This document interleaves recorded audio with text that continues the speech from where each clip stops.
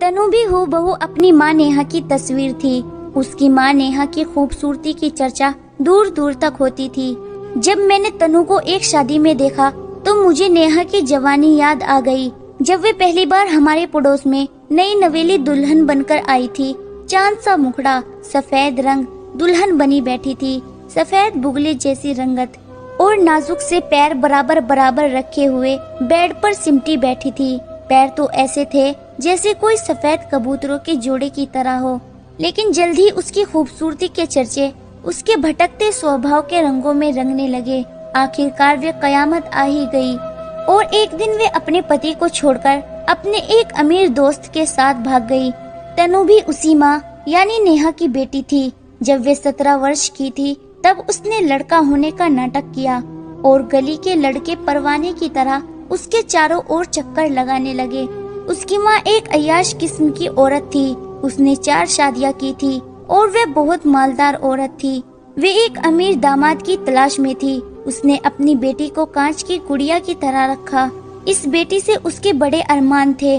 वे चाहती थी कि तनु भी मेरी तरह किसी बड़े घर के लड़के को फंसाए और अपनी जिंदगी मजे से गुजारे। इसीलिए वे तनु को खूब बनाव सिंगार करके कॉलेज भेजती थी ताकि जो भी तनु को देखे उसका दीवाना हो जाए।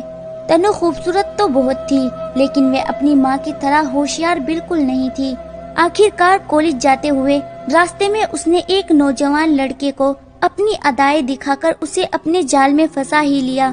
वे एक दौलतमंद घराने का चिराग था, लेकिन उसकी पहले से ही शादी हो चुकी थी। इसके 2 बच्चे भी थे।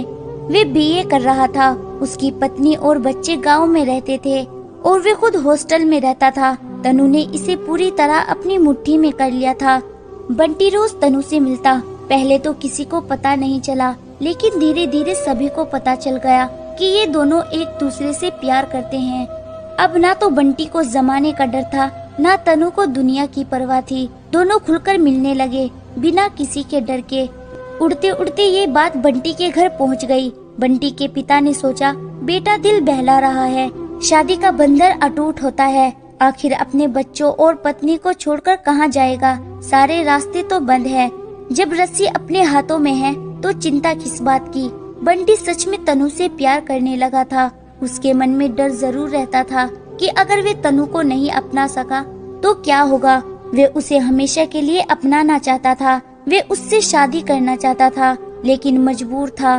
खानदानी बंदी से बहुत सख्त थी और वे अपने दिल पर काबू करना भी चाहता था।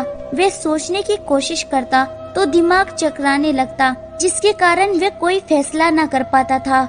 और इधर तनु की जिद बढ़ती जा रही थी कि भगवान के लिए जल्दी करो, वरना मैं खुदकुशी कर लूंगी। मैं जहर खाकर मर जाऊंगी। मैं ये बदनामी और बर्दाश्त नहीं कर सकती। आखिरकार जब कोई रास्ता न मिला तो बंटी ने तनु को कह ही दिया कि मैं तुमसे जरूर शादी करूंगा। फिर बंटी ने तनु के आंसू साफ किए। वे खुश हो गई।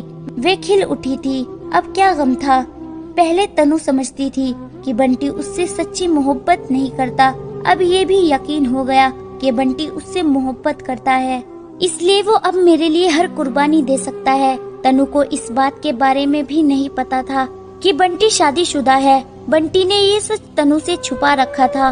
बस इतना बता रखा था कि सिर्फ उसकी मंगनी हो चुकी है। एक दिन जब बंटी तनु से मिलने आया तो कॉलेज की छुट्टी थी। बंटी का बाप बाहर किसी काम के लिए गया हुआ था।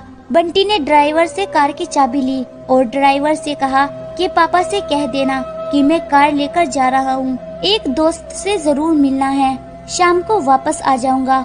वो कार लेकर तनु के पास आया। कहने लगा कि चलो आज तुम्हें वे घर दिखा कर लाता हूँ जहाँ तुम मेरे साथ हमेशा रहोगी। अपना घर देखोगी तो बहुत खुश हो जाओगी। तुम्हारे लिए ऐसा सजाया है। चलो जल्दी चलो, शाम को वापस भी आना है। उस वक्त उसकी आंखों में खुमार भरा हुआ था।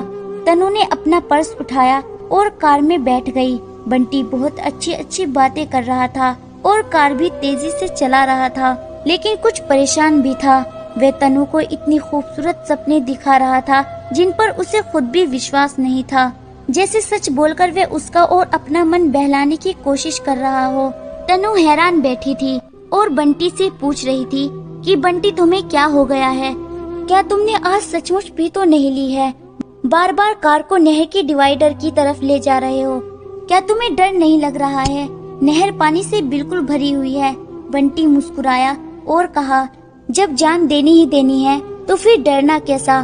तुमने ही तो कहा था कि तुम्हारी जिंदगी मेरी है, तो बस जब ये मेरी ही है तो इतना क्यों संभाल कर रखती हो?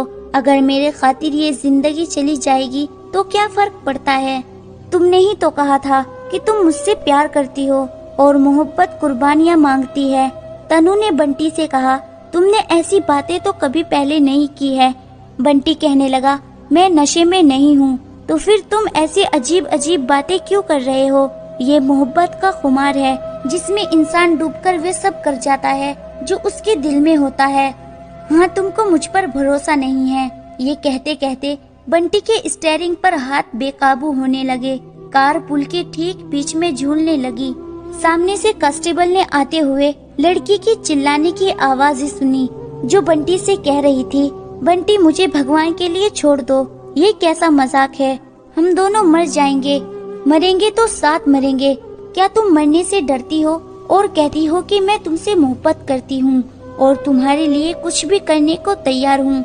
ये कहकर उसने कार की स्पीड और बढ़ा दी और फिर उससे कार कंट्रोल न हुई और कार पुल से लटकते हुए पानी में जा गिरी।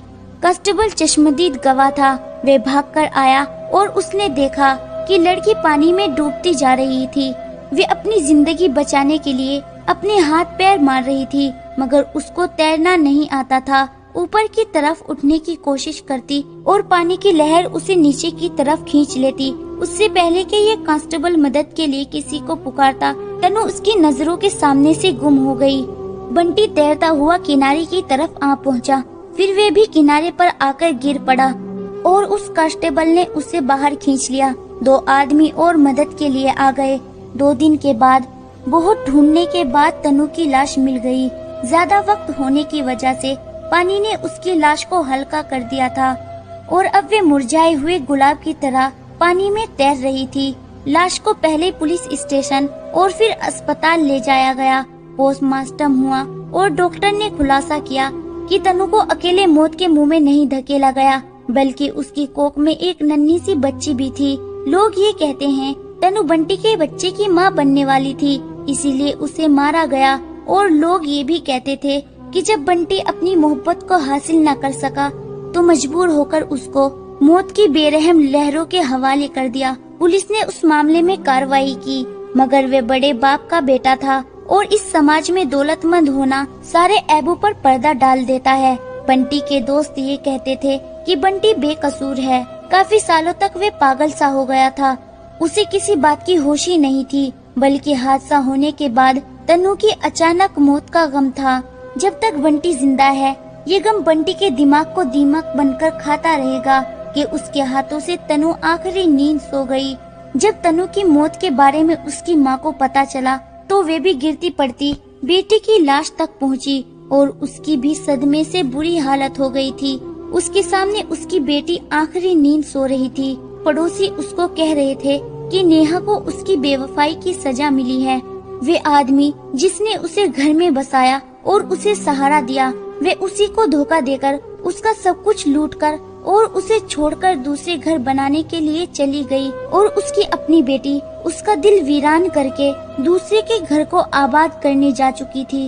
ऊपर वाला हर माँ को झूठ और गुनाह से बचाए और हर बेटी को सच्चाई के रास्ते पर चलाए। इस घटना को बहुत समय बीत चुका है, मगर हमारे मोहल्ले के लोगों को इस बात का अभी भी सदमा है।